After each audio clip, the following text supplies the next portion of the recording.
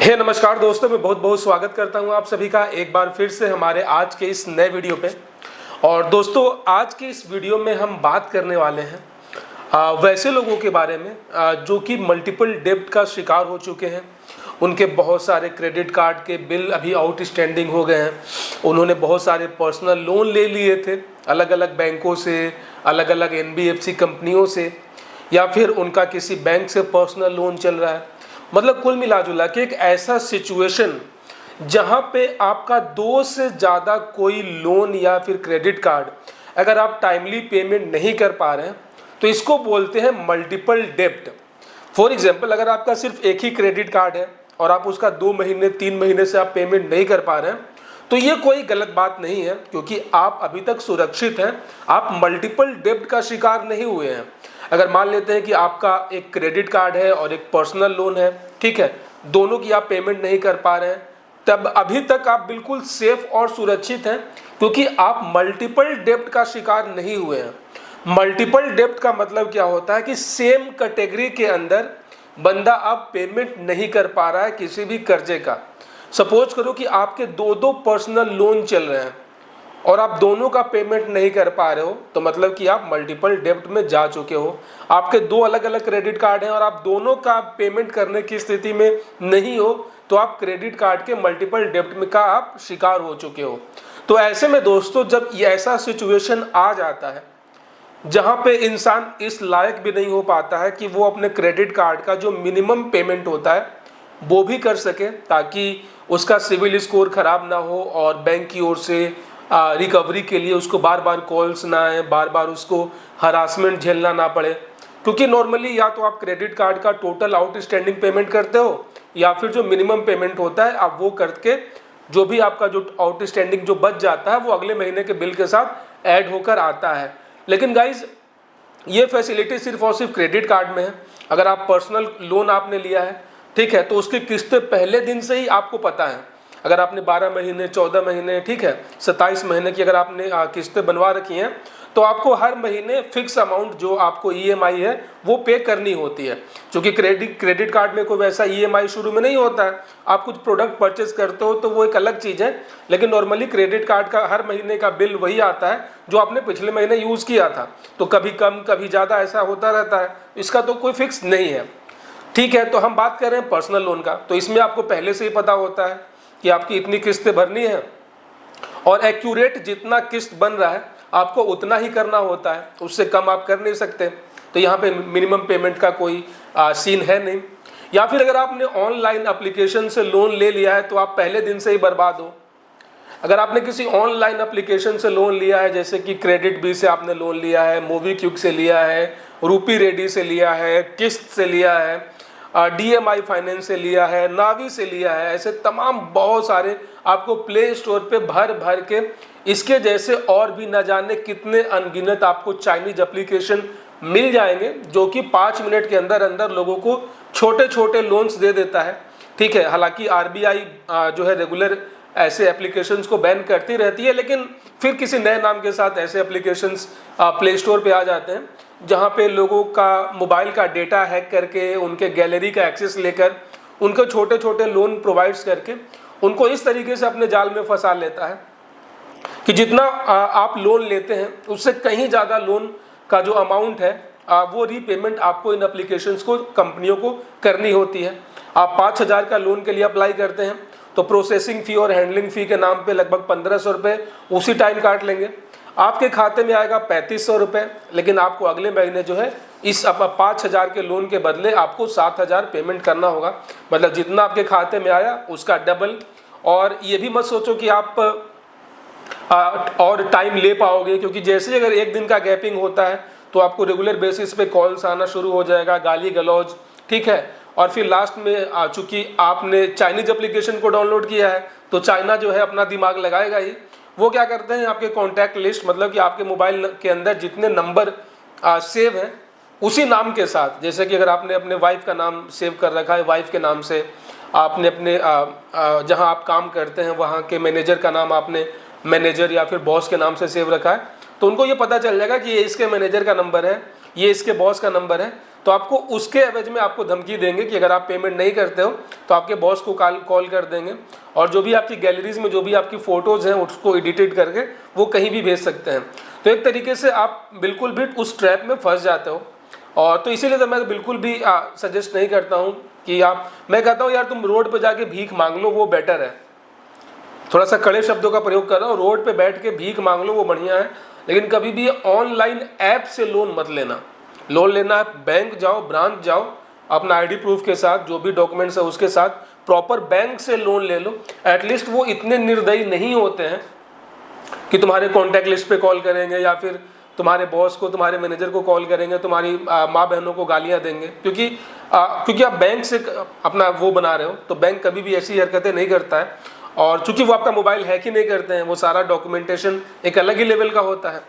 ठीक है, तो अब यहाँ पे हम बात कर रहे थे, जो हमारा मेन मुद्दा था कि अगर आप हो चुके हो मल्टीपल डेब्ट का शिकार, तो यहाँ पे आपके लिए मैं लगभग सारे वीडियोस में ये बताता हूँ कि आपके लिए सेटलमेंट ही एक one of the best and one and only सबसे बेस्ट एक उपाय है, एक रास्ता है, और आपके फ्यूचर के लिए भी काफ़ी अच्छा है।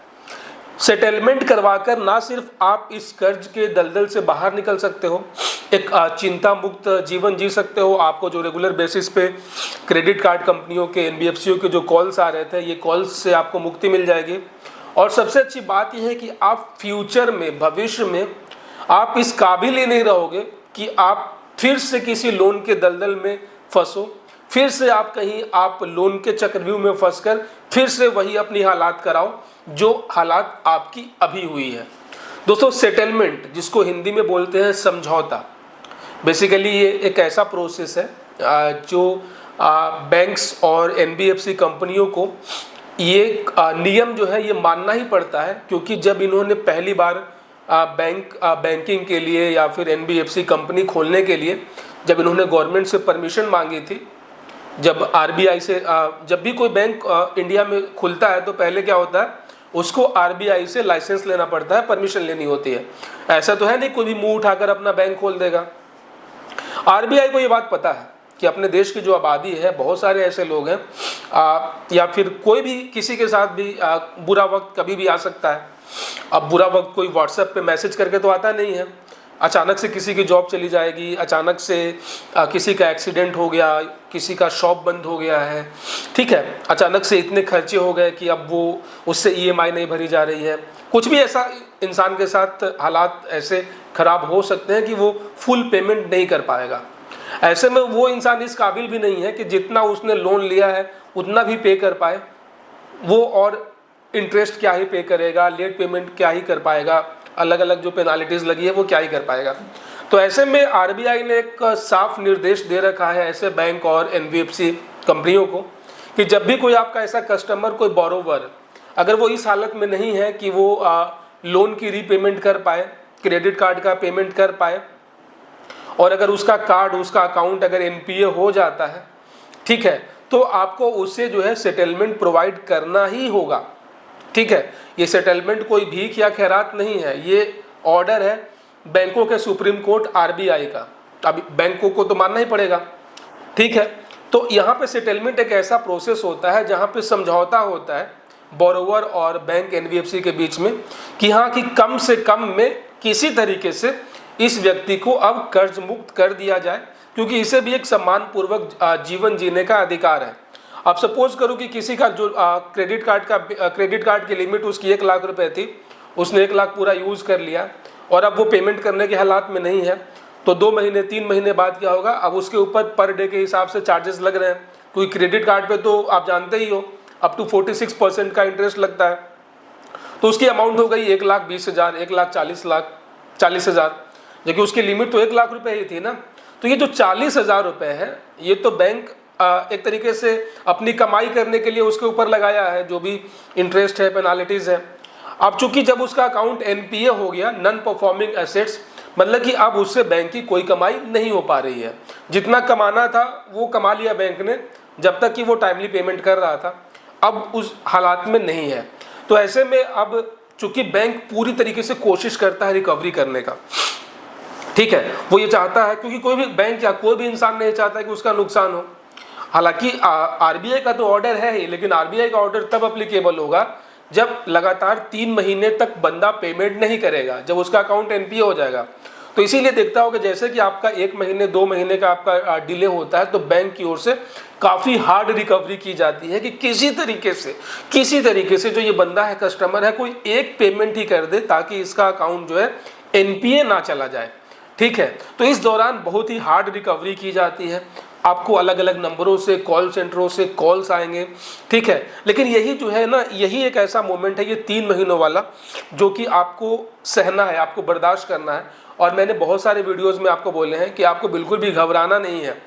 ये जो लीगल नोटिस आपको आ जाते हैं, या फिर जो एडिटेड ऐसे डिमांड नोटिसेज आपको व्हाट्सएप पे चिपकाए जाते हैं, ये सभी कॉल सेंटर में बैठकर एडिट किए जाते हैं, क्योंकि 3 महीने के अंदर अंदर कोई भी लीगल नोटिस का ऐसा प्रावधान है ही नहीं।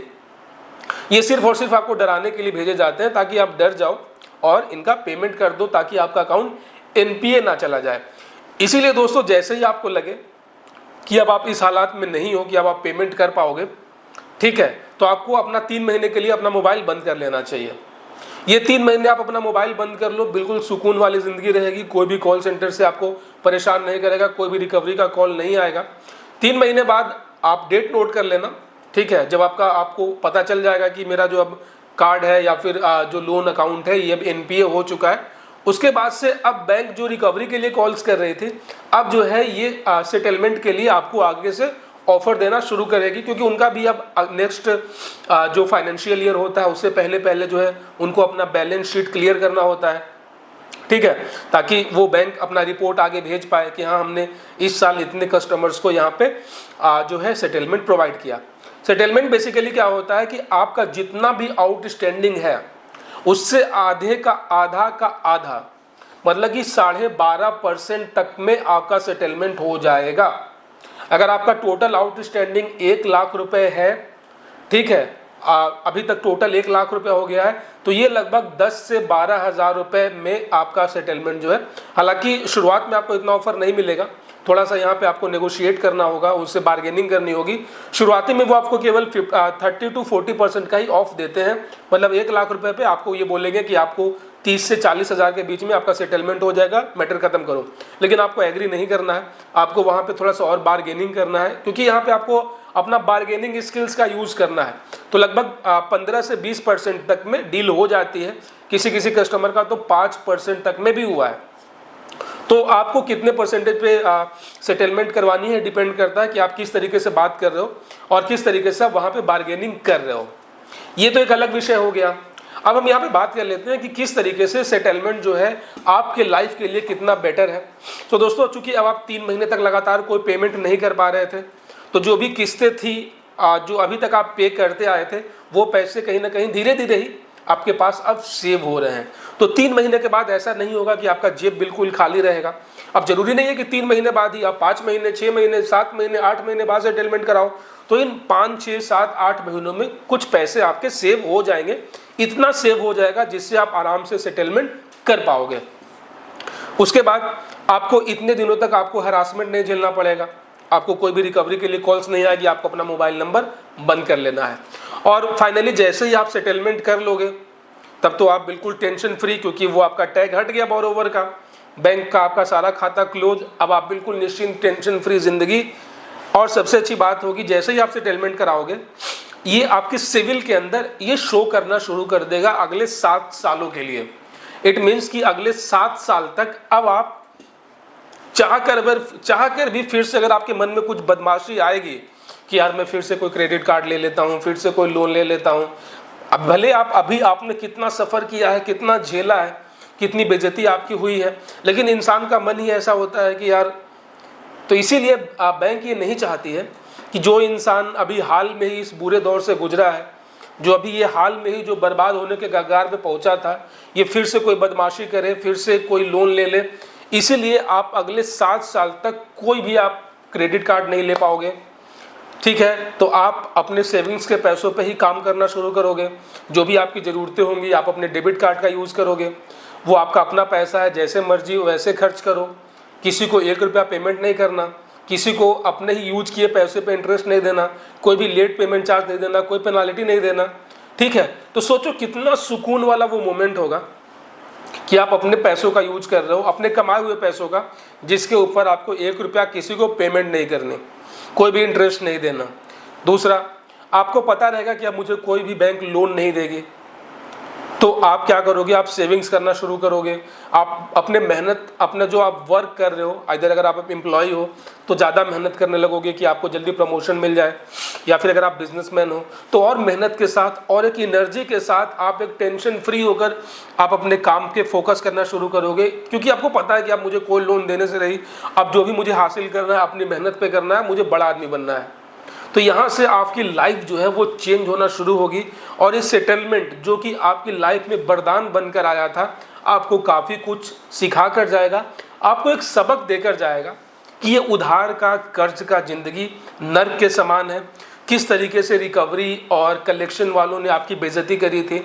तो ये जो बेइज्जती आपकी जो हुई है, ये आपके अंदर एक आग पैदा करेगी, एक मोटिवेशन पैदा करेगी, और आप चाह कर भी कोई लोन नहीं ले पाओगे, तो आप लाइफ में मेहनत करना शुरू करोगे, और इस तरीके से सेटलमेंट जो है आपकी पूरी ज़िंदगी को बदल के रख देगी, आपको एक टेंशन फ्री, रिलैक्स वाली ज़िंदगी देगी, और आप भविष्य में कभी भी कोई भी मल्टीपल डेब्ट या फिर क्रेडिट कार्ड, पर्सनल लोन के दलदल में नहीं फंसोगे। आप सिर्फ और सिर्फ अपने पैसों का इस्तेमाल करोगे।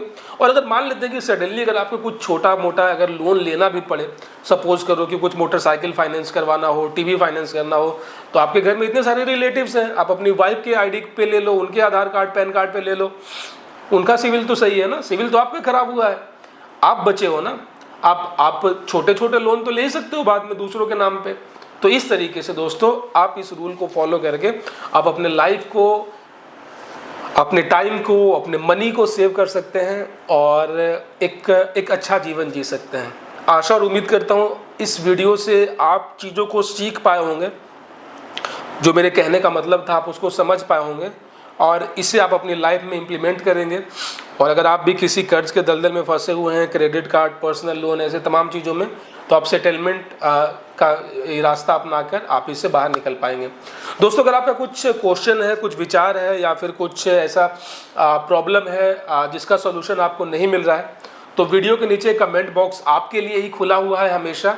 और अगर अभी तक आपने हमारे व्हाट्सएप ग्रुप को ज्वाइन नहीं किया है, तो आप हमारे व्हाट्सएप ग्रुप को भी ज्वाइन कर लेना, क्योंकि वहाँ लगभग 100 से ज़्यादा लोग अपने अपने एक्सपीरियंस शेयर करते हैं, जहाँ से आपको काफ़ी मदद मिलेगी। और अगर चैनल पे पहली बार आए हैं तो चैनल को सब्सक्राइब कर लेना, नोटिफिकेशन बेल भी ऑन कर लेना, ताकि अगली बार जब मैं कोई नया और लेटेस्ट वीडियो लेकर आऊँ तो आप उसे मिस ना कर पाएँ। अपना बहुत सारा ख्याल रखें। जय हिंद दोस्तों।